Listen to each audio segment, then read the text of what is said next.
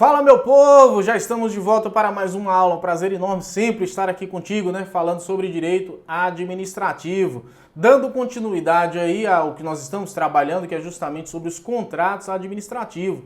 Concluímos a parte de cláusulas exorbitantes e agora, é claro, nós vamos dar continuidade na nossa aula falando para vocês sobre o equilíbrio econômico financeiro desse contrato. Nós sabemos que por motivo de força maior, alguns imprevistos acontecem, a mutação social, eu diria assim, né? A sociedade por si só, em evolução, acaba que acontecendo muitas vezes fatores do dia a dia que faz com que haja uma alteração no que diz respeito, no que tange ao financeiro da execução de um contrato administrativo. Até porque nós sabemos que por conta do próprio mercado, né? Uma hora o preço sobe, uma hora o preço cai, a demanda, a oferta, aquela coisa toda. E isso, com certeza, tem, como é que eu posso dizer para vocês, uma incidência, né, na seara dos contratos administrativos, tá ok? Então, portanto, diante disso, o que eu quero dizer para vocês? A necessidade, né, de que se estabeleça esse equilíbrio financeiro entre a administração e contratado, né, para que as coisas transcorram dentro da normalidade, sem que haja um ônus tanto para a administração quanto para o administrado, tá certo? Então, vamos para a tela, veja aí comigo, olha só. O particular, ele não pode sofrer prejuízo de situações não causadas por ele durante a relação contratual, sob pena de se frustrar a garantia da proposta apresentada. Vem comigo. Nós sabemos que na licitação, o que acontece? Tem uma proposta apresentada, tem um edital, tudo detalhado. Então, portanto, para que não haja uma frustração ou uma mudança muito drástica desse objeto do contrato, daquilo que foi previamente estabelecido, é possível que haja, como nós estamos falando aqui, um equilíbrio financeiro, para que as partes, como eu acabei de dizer, não saiam tão prejudicadas, né, na execução desse contrato. Diante disso, o que acontece? Se essa mudança, se essa alteração não foi dado causa por parte do contratado ou da contratada, né, ela por si só não poderá sofrer nenhum prejuízo quanto a isso, beleza? Então, portanto, nesses casos, não havendo uma conduta ensejadora de reprimenda, de violação de cláusula contratual por parte da contratada, não há que se falar, né, em prejuízo ou até mesmo da impossibilidade de mudanças, né, no contrato, no objeto do contrato, ou até mesmo da impossibilidade de mudanças, né, no que diz respeito ao cunho financeiro. Nós sabemos que a administração pública, eu sempre costumo dizer isso abertamente, na administração pública, você lidar com ela é um tanto quanto complicado. Por quê? Porque é muito engessado esta possibilidade, né? A gente sabe que a administração pública trabalha pautada no princípio da legalidade e as cláusulas ali intrínsecas, digamos assim, quer seja no contrato, quer seja no edital, né, da licitação, o que acontece? Elas são cláusulas previstas e dificilmente podem ser alteradas, principalmente, como já falei desde o início do nosso curso, né, no que diz respeito a essas cláusulas do edital para que não causem uma surpresa e principalmente quando houver colocar o contratado, a empresa contratada numa posição, digamos assim, de dificuldades, né, na execução desse contrato. Então, assim, se o particular não deu causa, né, a alteração, digamos assim, ou eventual alteração no que diz respeito à aquisição de insumos, por exemplo, ela não pode sofrer nenhum prejuízo quanto a isso, beleza? Tudo bem? Vamos para a tela então. Pagamentos feitos ao particular. Nós temos a correção monetária, tá certo? Reajustamento de preços. Nós temos a recomposição de preço ou revisão de preço. Então, portanto, vem comigo, ó. Então, portanto, o que acontece?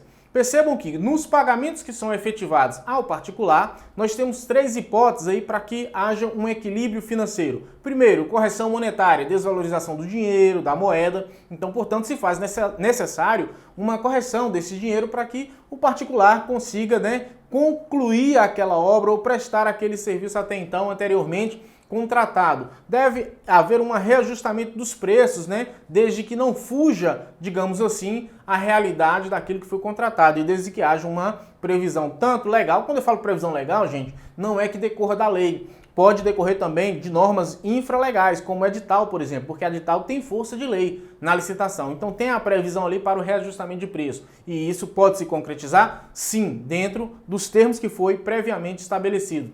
Recomposição de preço ou até mesmo revisão desses preços, tá bom? Em detrimento de quê? De uma flutuação do próprio mercado, tá certo? Então veja comigo aí na tela. Vamos lá, dando continuidade. Nós temos outras hipóteses de pagamentos feitos ao particular. Correção monetária, nós vamos falar agora sobre a atualização da margem de lucro inicialmente acordada, mantendo o valor real, né, do contrato. Então, portanto, quando nós estamos falando aqui, ó, da correção monetária, o que vai acontecer? Nós temos o quê? Uma manutenção do valor real desse contrato. Nós sabemos que a moeda, ela acaba aqui flutuando, ora valoriza, ora se desvaloriza, principalmente quando a gente segue aquilo que nós chamamos de a moeda americana, né? A gente chama o dólar, tá certo? Então, portanto, você pode observar, veja, que você pode observar que muitas vezes aquilo que a gente compra no exterior, né, quando é calculado em dólar, hoje você observa o valor X e amanhã está o valor Y. Isso acontece também no nosso mercado interno, né, no que diz respeito, como eu falei, a depender dos insumos que é feito, que é confeccionado aquela matéria-prima, né, que aplica-se,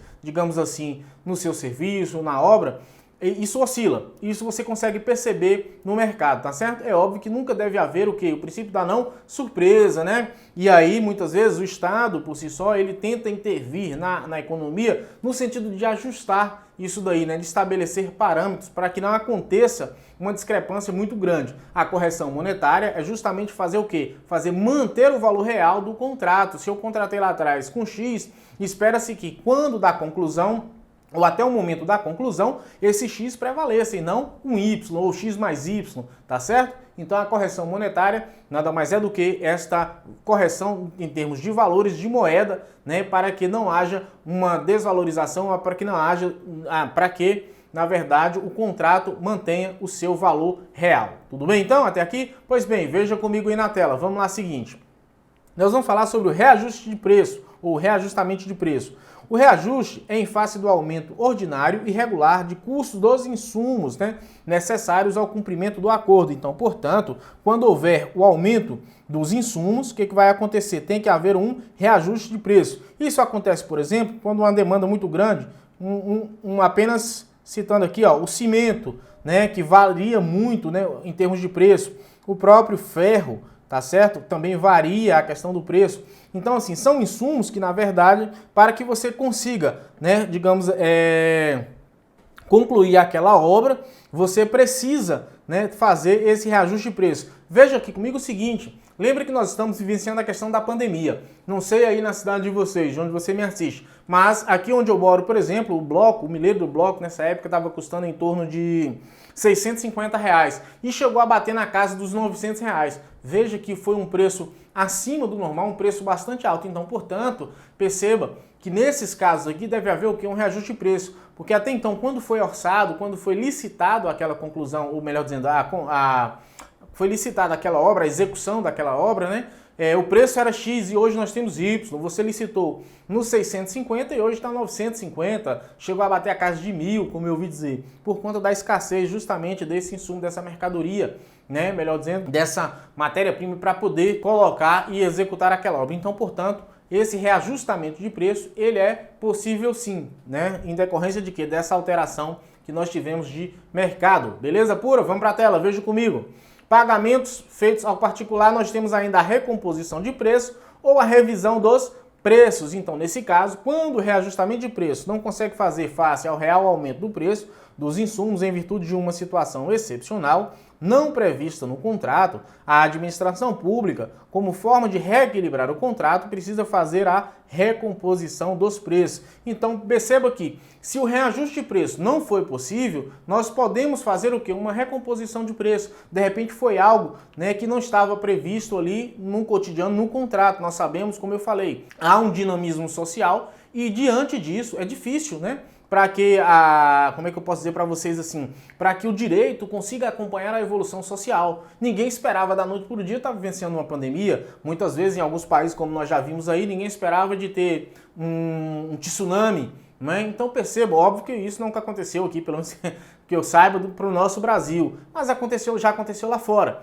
Então são fatores externos que venham a alterar. E quando o repactuamento de preço, o reajuste de preço não for possível, aí se faz justamente essa recomposição do preço, desde que esteja, né, digamos assim, previsto no próprio edital. Mas é possível a recomposição de preço? É sim. Tudo certo então? Vamos para a tela de novo. Vamos falar de caso fortuito ou força maior. O caso fortuito pode decorrer dos fatos humanos, né, como eu falei, e desde que não sejam provocados, olha só, desde que não sejam provocados por nenhuma das partes do acordo, ou podem ser causados por fatos da própria natureza, é o que geralmente o mais ocorre, né? A própria natureza, em relação aos quais nenhuma medida pode ser tomada para obstar a sua precipitação, o seu acontecimento. Olha só, então, portanto, caso fortuito ou força maior, pode decorrer de uma ação humana? Pode, mas desde que não seja, né, digamos assim, nenhuma das partes. Bem como pode decorrer também da própria natureza, né? Um fato da natureza que aconteceu. Eu citei há pouco a questão do tsunami.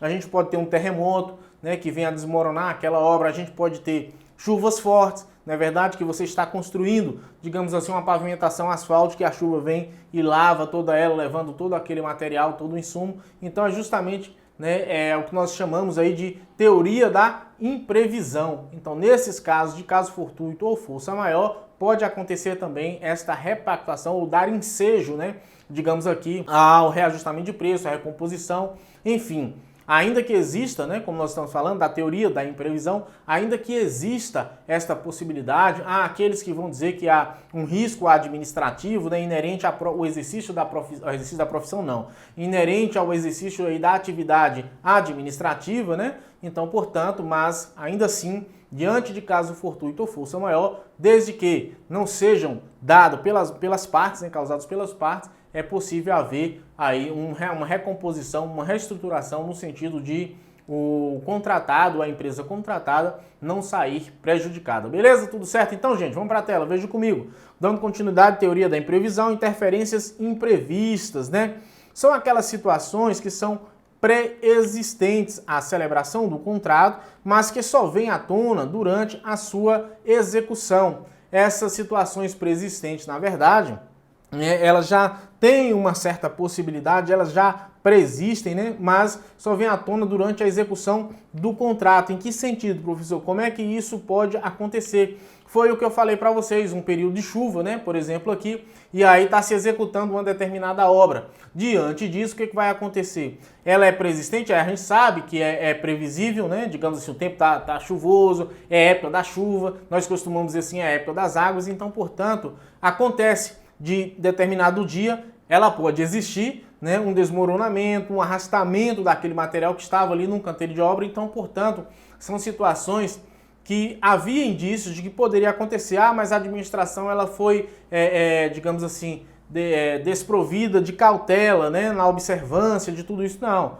na verdade, nós sabemos que isso pode acontecer, ainda que seja um fato também da natureza, né, mas é algo imprevisível, né? Um terceiro passa ali e, por exemplo, tá lá feito como é que eu vou dizer para você citar como exemplo aqui, um piso de uma quadra, né? E a garotada simplesmente chega lá e pisa bagunça à noite, né? Quem nunca foi criança um dia. Então, portanto, como não tinha ninguém ali, acabou que pisando e causou danos, né, no piso daquela quadra poliesportiva. Percebam que são interferências imprevistas, porém, né, é preexistente no sentido de que isso é possível acontecer. Então, se não houver um cuidado, um zelo, um sentido de fiscalizar, eventualmente isso poderá acontecer, tá bom? Pois bem, vamos adiante.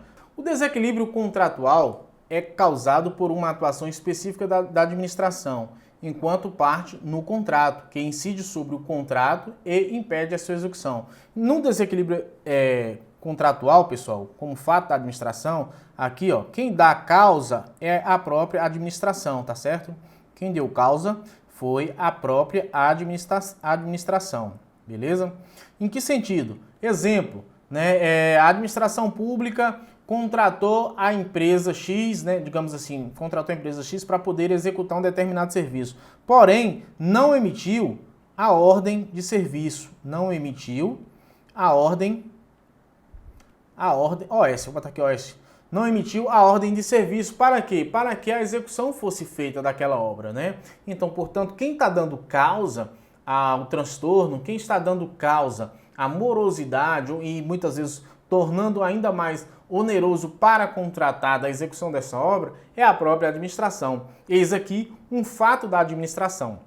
Dá certo? Pode acontecer também que a administração não providenciou, se temos aqui como exemplo, né, a desapropriação do imóvel XYZ para que a contratada pudesse dar continuidade, né, digamos assim, ao seu trabalho, à execução. Então, diante disso, nós temos um fato da administração que vai ensejar o desequilíbrio no contrato administrativo, tá certo? Então, portanto, é justamente nessa pegada, né, que a administração causa um prejuízo, eu diria, ou dificulta, né, a atuação por parte da contratada. Isso é o que nós chamamos de fato da administração, beleza? Tudo certo até aqui? Vamos bem. Veja lá, ó, fato do príncipe, né? Nós vimos muito isso daí com relação a, principalmente na pandemia, né? O nosso presidente, o Bolsonaro, falando aí sobre o fato do príncipe, quando os governadores mandaram, né, fechar o quê? Fechar o comércio, né? Aduzindo aí que haveria, na verdade, um sério prejuízo, né, digamos assim, às partes. Pois bem, neste caso, há uma atuação extracontratual, geral e abstrata do ente estatal que termina por atingir diretamente a relação contratual. Perceba que aqui, ó, essa atuação ela é extracontratual. Por quê? Porque, na verdade, foi uma norma direcionada a quem? A toda coletividade. Não é verdade? Foi uma norma destinada a toda coletividade. Em que aspecto, Marcos? Por exemplo, quando mandou fechar tudo, né, parar tudo por conta da pandemia, com certeza nós tínhamos empresas realizando obras, prestando serviço para a administração.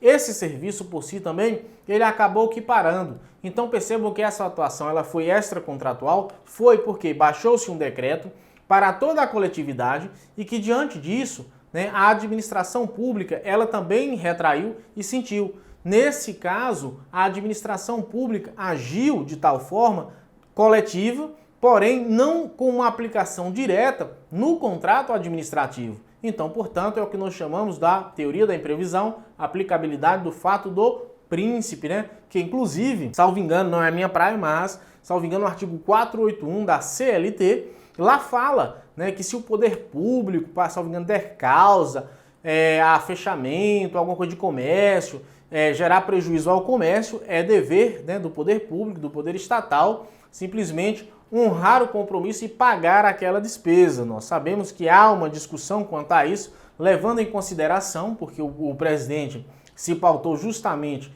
nesse sentido, nessa instituição, né, melhor dizendo, se apegou a esse instituto que tem lá na CLT para tentar inibir, né, os demais governadores e prefeitos no sentido de que não houvesse tal atuação, beleza? Então, portanto, né, isso seria em tese o fato do príncipe, o fato de príncipe, tá ok? Venha para a tela comigo. É relevante que o agente que pratica a conduta onerosa seja da mesma esfera de governo daquele que celebrou o contrato administrativo atingido, tá certo? Então, portanto, aqui, na verdade, quem deu causa, né, a quem praticou essa conduta onerosa, quem expediu o ato, né, administrativo no sentido de você ficar em casa, no sentido de fechar as portas, né, manter o isolamento social, quem deu essa conduta onerosa, né, para que você fique em casa paralisando tudo, tem que ser o mesmo ente, tá certo, que está, digamos assim, direcionando ou causando aquele prejuízo. Como o ato partiu? Como assim, Marcos? Explica mais claro aí, professor. O ato partiu de quem? Do governo. Vamos botar aqui do nosso governo do estado da Bahia, tá certo? O governo do estado da Bahia, agora recentemente, baixou um ato no que diz respeito ao toque de recolher, né? Se isso tiver dando causa em uma obra, não é verdade? Em uma obra que foi celebrada por parte do município, né? Nesse caso do município, então, portanto, aí percebam que são entidades diferentes, né? Nós temos o governo do estado e temos o governo municipal. Em sendo entidades diferentes, não há que se falar, né, em teoria da imprevisão ou da aplicabilidade aqui do fato do príncipe, tá certo? Por quê? Porque são entidades distintas, né? Então, portanto, quem celebrou o contrato, como eu falei aqui no nosso exemplo, foi justamente o município, pode ser o município de Santa Ana, o município de Santa Maria da Vitória, o município de Correntina, que estão próximos aqui à nossa região, né? Então, para que haja a incidência do fato do príncipe, há a necessidade de que seja o mesmo ente público, né, que baixou o ato. É por isso que ele se apegava na fala do presidente, que era o seguinte, que o governo local estaria fechando as portas, digamos assim, determinando o fechamento de portas do comércio local e que por conta disso, como haveria um prejuízo decorrente disso, que posteriormente as pessoas poderiam acionar,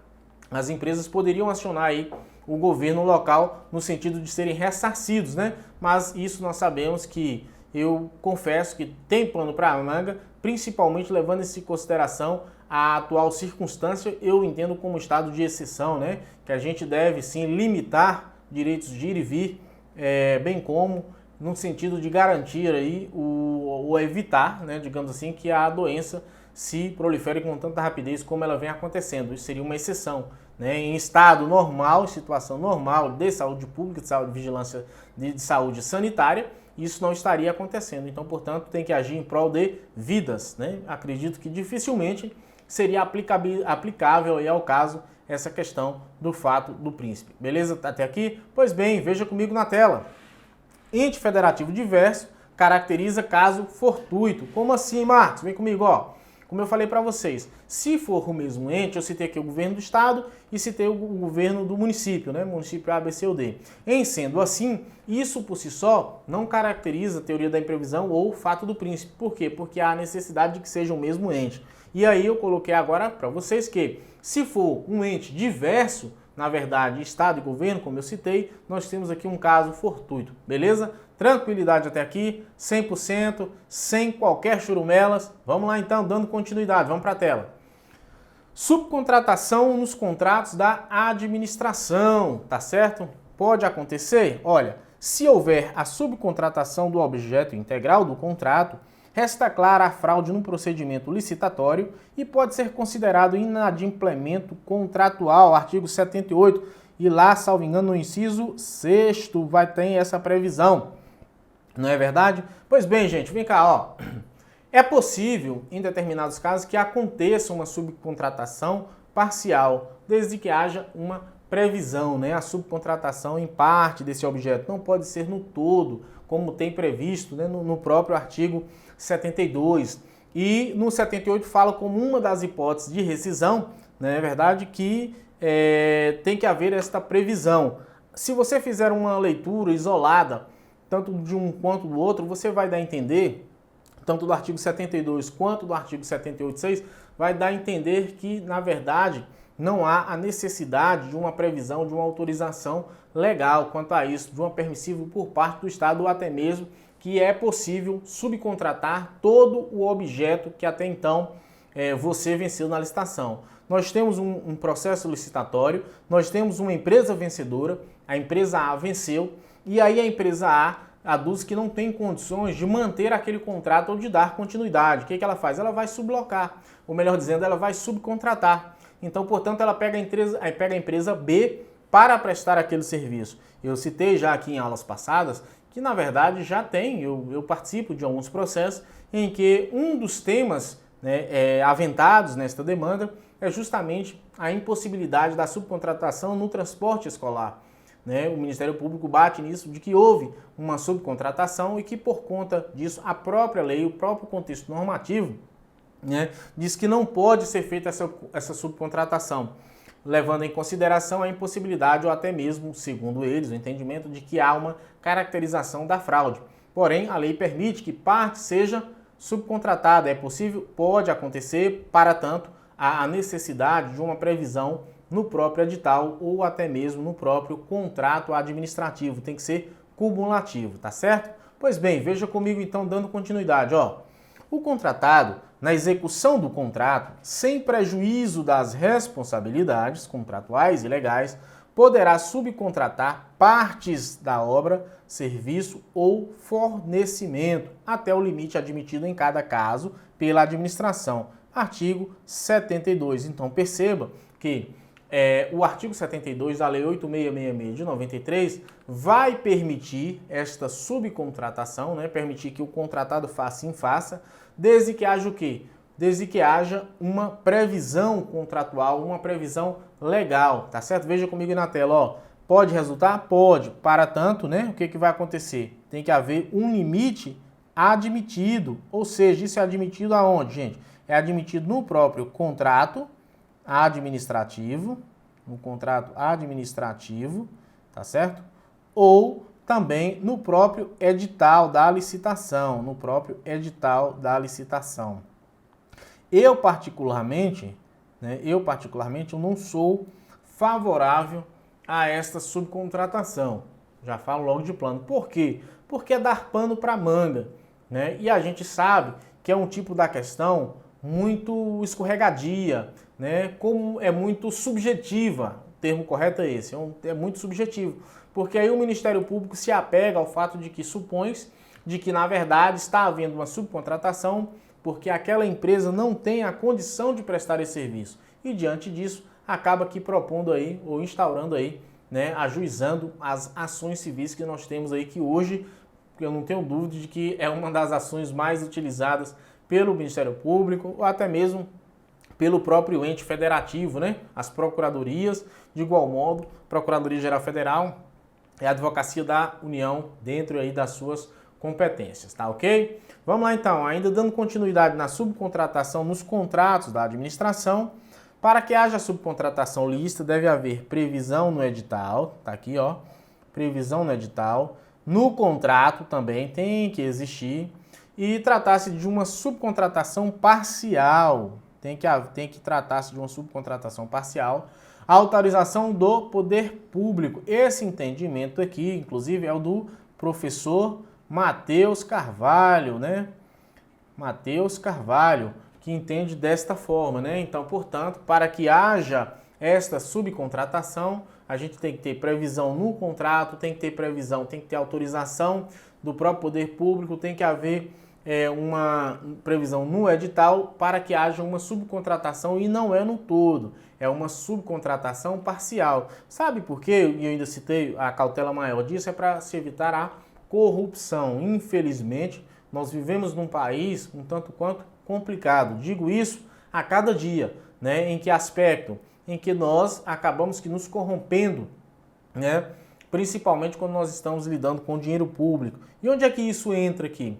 Eu contrato a empresa de João, João, na verdade, é distante, e João, por sua vez, subcontrata todo o objeto ou a execução daquele serviço ou daquela obra da empresa de Pedro. Pedro, por sua vez, pode ser o meu primo, o meu tio, um enteado, uma pessoa que, na verdade, não poderia ou estaria impedida, né, de participar da licitação e que, por conta disso, acabou realizando ou prestando aquele serviço no sentido de ter ganho, né? E aí, assim, a gente acaba que maculando todo o procedimento, burlando, eu diria, esse procedimento licitatório, dificultando, é claro, né, cada vez mais a participação de outros entes, que um procedimento que tivesse sido estabelecido com a devida lisura, com a devida certeza que se espera desse determinado certame, tá ok? Então, portanto, veja na tela que é lista, mas tem que ser o quê? Parcial, não pode ser total. O entendimento é bem tranquilo. E para esse doutrinador, qual eu falei, Matheus Carvalho, ele fala que há necessidade aqui também, né, de uma autorização do poder público, tem que ter uma previsão no edital e também tem que ter uma provisão onde no contrato administrativo. Tudo certo na Bahia? Vamos para frente.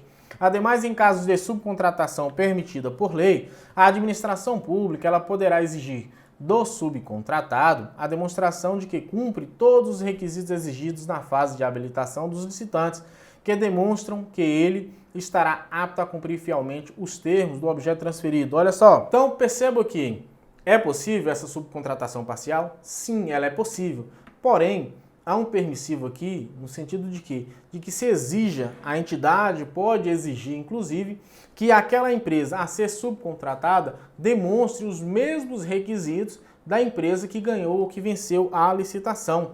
E nada impede que essas exigências também sejam feitas de uma forma até mais rígida, tá certo? Do que a própria licitação, desde que tem a previsão no próprio contrato, né? Eu não estou dizendo aqui para você que não se coloque no contrato administrativo e lá na frente, aparecendo essa possibilidade de uma subcontratação, a empresa vencedora subcontrata, mas no edital não tem essa permissão. Então, no edital, para que haja a permissão da subcontratação, o edital tem que trazer previsto, e o próprio edital, bem como no contrato administrativo, tem que informar quais são esses requisitos a serem preenchidos por quem? Pela própria empresa subcontratada, não é verdade? Então, portanto, nesses casos, né, esta empresa subcontratada, ela tem que agir e demonstrar que preenche todos os requisitos inerentes à licitação. Tudo certo então, gente? Pois bem, dando continuidade, vamos lá. Por se tratar de contrato administrativo, esse contrato também, gente, tem que ter um período de duração, tá certo? Os contratos administrativos, eles não podem ser levados a termo, digamos assim, por tempo indeterminado. Há necessidade de se estabelecer o quê? De se estabelecer um início, um meio e um fim. Então, portanto, tem que estar determinado, né, digamos assim, o prazo de duração desses contratos administrativos, tá ok? Em que sentido, Marcos? Então, portanto, nesse caso, veja comigo aí na tela, exceções à vigência máxima de 1 ano. Por quê? Porque a regra é de que haja 1 ano, né, digamos assim, de duração desse contrato, né, administrativo. Então, veja que nesses contratos, quando houver a possibilidade de se estender esse contrato, tem que haver uma previsão num plano plurianual, tá certo? No PPA, que a gente chama, para que haja esta possibilidade. Via de regra, o contrato administrativo, ele é tido ou feito num prazo de até 1 ano, tá bom? Pode se estender? Pode. Eu, Marcos, por exemplo, não comungo muito com essa ideia. Ah, mas vamos fazer um aditivo. Isso a gente vê muito nas prefeituras, tá certo?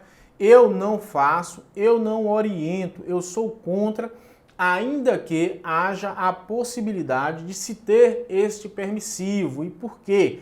Porque dá a entender que nesses casos a própria administração, na verdade, não quer fazer o contrato. Então, um contrato para mim administrativo, ele inicia-se no dia 1º de janeiro e finda-se no dia 31 de dezembro. Diante disso, não sugiro, não recomendo que se façam contratos, né, aditivados. Por quê? Porque o próprio Ministério Público, né, vai ajuizar determinadas ações. Qualquer probleminha que tiver nessa licitação no que diz respeito à fiscalização, costuma-se, né, fazer o quê? A interpor ou propor ações civis públicas. E isso gera um transtorno.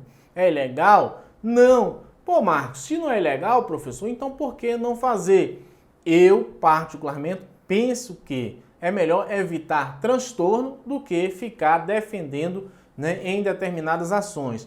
Mas isso acontece, por exemplo, geralmente em serviços de coleta de lixo, em determinados serviços de transporte coletivo, quando não há uma concorrência, tá certo? Eu já vi muito disso no transporte escolar, e aí como deu pano para manga, eu falei o seguinte, rapaz, é melhor parar com esse negócio, porque vamos nos planejar, a administração pode fazer o seu planejamento, né, no mês de novembro, com antecedência, para ao final concluir e já no mês subsequente dar início, ou quando do retorno das aulas, né, já está com todo o processo licitado, tudo bonitinho, assim como a aquisição, compra de medicamentos para a saúde.